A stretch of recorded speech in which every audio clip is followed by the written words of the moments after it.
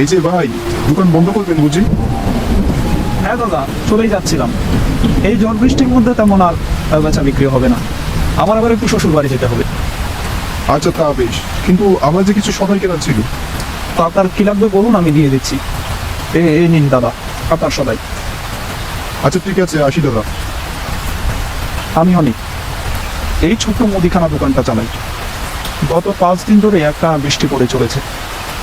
দোকানে তেমন কোনো খদ্দেরও নেই। তাই ভাবলাম দোকানটা তাড়াতাড়ি বন্ধ করে শ্বশুর বাড়ি চলে যাব।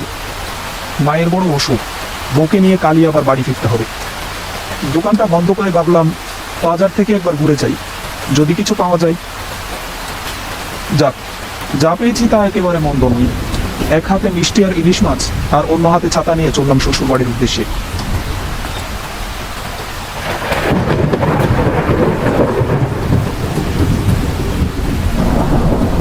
এই ঝড় বৃষ্টির সন্ধ্যায় কোনো রিক্সা বা গরুর গাড়ি পাবো বলে তো মনে হচ্ছে না।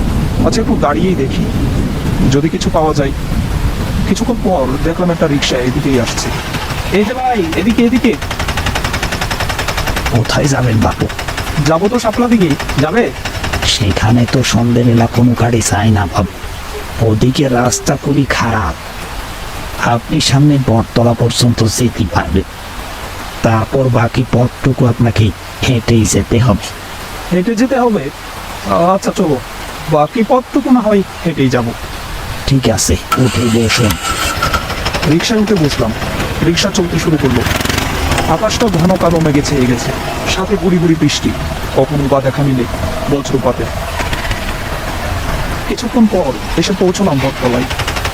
বটতলা আসতেই রিক্সাওয়ালা বললেন, বাবু নামুন, বটতলা এসে গেছি। ঠিক আছে তাহলে চললাম আমি। সাবধানে যাবেন বাবু, ওই জঙ্গলের মাঝে মধ্যে সেখানে ডাকাত পড়ে, সাথে ভয় তো আছে। আর তাল গাছের সামনে দিয়ে যেতে পিছন থেকে কেউ ডাকলে পিছনে ফিরে তাকাবেন, তাকালে আপনার বিপদ হতে পারে। রিক্সাটি আমার চোখের সামনে দিয়ে চলে গেল। হাতে মিষ্টি আর মাছ নিয়ে সামনের দিকে হেঁটে চলেছি। গাঢ় অন্ধকার এসে ঢুকে পড়েছে গাছপালায় ঘেরা জঙ্গল আর ঘর বাড়ির গুলি কুচিতে। এ সময় এখানে বিদ্যুতের দেখা মিলে না বেশিরভাগ দিন। তাই এখানকার জীবনযাত্রায় হারিকেন বা প্রতিবাদী একমাত্র ভরসা। অন্ধকার ভেদ করে গাছপালার ফাঁক করে বিচ্ছিন্ন বাড়িগুলোতে হারিকেনের টিমটিমে আলো চোখে পড়ে থেকে থেকেই। পথের পাশের চোখে একটানা ঝিঁচি পোকার ডাক, কিংবা গাছের পাতার ফাঁকে নিশি জাগা পাখির ডানা চাপটানোর আওয়াজ অন্ধকারের সাথে মিলেমিশে রাতের পরিবেশটাকে আরো ভৌতিক করে তুলেছে। চারিদিকে পানি থাকায় আধার নামলে লোকজন বাইরে বেরোয় না তেমন একটা। কিছু সময় ধরে বাজারে লোক সমাগম থাকে, তারপর ধীরে ধীরে পাতলা হতে থাকে। অন্ধকার রাত, একা একা ভয়ও করছে। আপন মনে হেঁটে চলেছি। হঠাৎ আমি পেছনে কিছু একটা আওয়াজ শুনতে পেলাম। ডাকাত ভেবে পেছনে তাকিয়ে দেখলাম কিছুই নেই। একটু আগে তো কিছু একটা আওয়াজ শুনতে পেয়েছিলাম। মনের ভুল ভেবে আবারও হাঁটতে লাগলাম। বেশ কিছুটা সামনে যেতেই আবারও পেছনে কিছু একটা আওয়াজ শুনতে পেয়ে পেছনে ফিরে তাকালাম আর বললাম, আচ্ছা এই সে লোকটা না যে সন্ধ্যায় আমার দোকানে এসেছিল? ও দাদা, আপনি এখানে? আমার কথা শুনে উনি বললেন, হ্যাঁ আমি, কিন্তু আপনি এদিকে কোথায় যাচ্ছেন? আগে সামনে আমার শ্বশুর বাড়ি, সেখানেই যাচ্ছি। তা আপনি কোথায় যাচ্ছেন? আমার বাড়ি সামনের গ্রামে, চলুন একসাথে যাই। চলুন চলুন, যাওয়া যাক। লোকটার কথা শুনে অনেক স্বস্তি এলো। যাক বাবা, বঞ্চনার জন্য একজন সঙ্গীত পাওয়া হলো। লোকটার সাথে কথা বলতে বলতে হেঁটে চললাম। দূরের বাড়িগুলো আর বড় বড় গাছ মনে কেমন যেন একটা ভয় দড়িয়ে দিচ্ছে। পুকুরের উল্টো পাশে ছাড়া বাড়িগুলোর দিকে তাকাতেই বেতুটা কেমন যেন কেঁপে কেঁপে উঠছে। কেবলই মনে হচ্ছে ওখানকার ঘুটঘুটে অন্ধকার ভেদ করে এখনই বেরিয়ে আসবে যেন ভূতের দল। কিছুক্ষণ পর পর পেঁচার ডাক ভয়ের মাত্রাটাকে আরো দ্বিগুণ বাড়িয়ে দিচ্ছে। আচ্ছা বলছি, এই রাস্তাটা নাকি ভালো নয়, মাঝে মধ্যে নাকি এখানে ডাকাত পড়ে। আপনি কি কিছু জানেন এ বিষয়ে? তা ঠিকই বলেছেন বটে, সামনের রাস্তাটা সত্যিই ভয়ানক। দুজন কথা বলতে বলতে হেঁটে চললাম। হঠাৎ করে আমার পাশে থাকা লোকটি বললেন, আচ্ছা আপনি যান তবে, সামনে আমার বাড়ি, আমি আসি। আচ্ছা ঠিক আছে, যান তাহলে।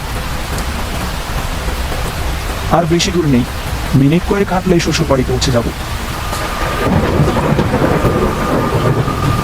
হাঁটতে হাঁটতে সামনে বড় দুটো তাল গাছ। সেই তাল গাছের পাশে আসতেই বাতাসে একটা কম্প বেশি এলো। অনেক অনেক, কোথায় যাচ্ছ তুমি? বাতাসে ভেসে আসা আওয়াজটা পেয়ে এদিকে ওদিকে তাকালাম। কে কে কথা বলে? আমার কথার জবাবে একটা আওয়াজ এলো। তোর হাতে থাকা মাছটা আমার খুব পছন্দ হয়েছে, মাছটা আমায় দিয়ে যা। কিন্তু কে আপনি? সামনে আসুন। ঠিক তখনই পেছন থেকে কেউ একজন আমার কাঁধে হাত রাখলো। আমি পেছনে ফিরে তাকাতেই দেখলাম সেই লোকটা। কি ব্যাপার, আপনি এখানে দাঁড়িয়ে আছেন যে? চলুন চলুন, আমি আপনার সাথে যাচ্ছি।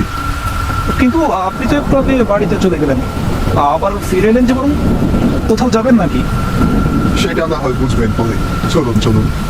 কথা মতো সেখান থেকে হাঁটতে লাগলাম, আর মনে মনে ভাবতে লাগলাম লোকটা বেশ অদ্ভুত তো। মনে একটু সন্দেহ হলো। হঠাৎ করে আমার চোখ গেল লোকটার পায়ের দিকে। এ কি, ওনার পা উল্টো দিকে কেন? এটা দেখে ভয়ে কাঁপতে কাঁপতে বললাম, কে কে কে আপনি? আমার কথা শুনে সেই লোকটা হা হা করে হাসতে হাসতে বললেন, শেষমেশ তবে তুই চেনাই ফেলেনি। এই বলে নিজের রূপ বদলে ভয়ঙ্কর রূপে আসলেন তিনি। কি বিভৎস চেহারা, উস্কো উস্কো চুল, চোখ দুটো সাদা ভেড় বেগে, তার গা থেকে পচা মাংসের বিশ্রী গন্ধ বাতাসে ভেসে আসছে। কত বোম্বের মতো কিছুক্ষণ চেয়ে রইলাম তার দিকে। আমি কাঁপতে কাঁপতে বললাম, কি চান আপনি? আমার পেছনে কেন লেগেছেন? লোভে, অনেক লোভে। তোর কাছে থাকা মাছ আর মিষ্টিটা আমার খুব পছন্দ হয়েছে, ওগুলো আমায় দিয়ে যা। এই সময় আমি আপনাকে কেন দেবো? আমায় যেতে দিন, আমায় যেতে হবে। আমার কথা পুরো তোয়াক্কা না করে একটা লম্বা হাত বাড়িয়ে আমার হাতে থাকা মাছটা নিয়ে আমার এই চোখের সামনে খেতে লাগলো। বৃষ্টির হাড়িটা হাত থেকে পড়ে গেল হঠাৎ। সামনে দূর বিপদ বুঝতে পারছি। এই মুহূর্তে পালিয়ে না গেলে নিজের প্রাণ বাঁচানো মুশকিল হয়ে যাবে। কিছুক্ষণ দৌড়তে দৌড়তে শ্বশুর বাড়ির সামনে এসে চিৎকার করে বললাম, শোনায় না, শোনায় না, কোথায় তুমি? বাইরে বেরিয়ে এসো। ধীরে ধীরে সামনে সবকিছু যেন ঝাপসা হয়ে আসতে লাগলো। মুহূর্তে আমি জ্ঞান হারিয়ে মাটিতে পড়ে গেলাম।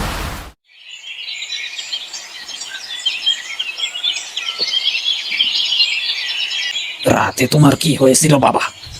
বলছি, ভয় টয় পেয়েছিলে নাকি? হ্যাঁ বাবা, খুব ভয় পেয়েছিলাম। তুমি এই রাতের বেলায় আসতে গেলে কেন? ভাগ্যিস বড় কোনো বিপদ হয়নি। এই রাস্তাটা ভালো নয়, খুবই ভয়ঙ্কর রাস্তা। ঠিকই বলেছেন বাবা, আমি হয়তো কোনো পিশাচের পাল্লায় পড়েছিলাম। যাক বাবা, প্রাণে বেঁচে ফিরেছি, এটাই অনেক।